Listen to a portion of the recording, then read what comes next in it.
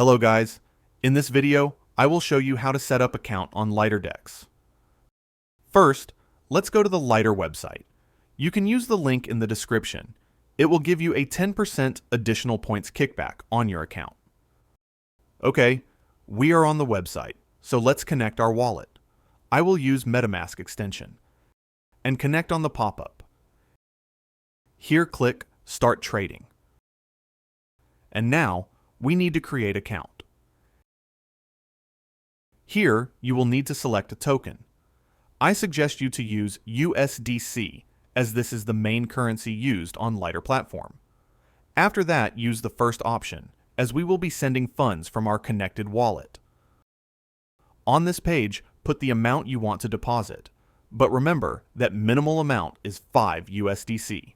After that, accept terms of service and click deposit.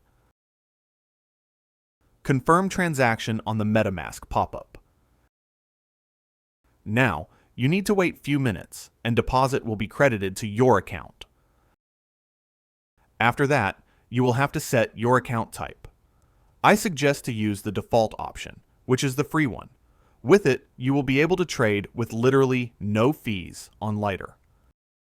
And click confirm. And that's it. Now, you are ready to use Lighter platform.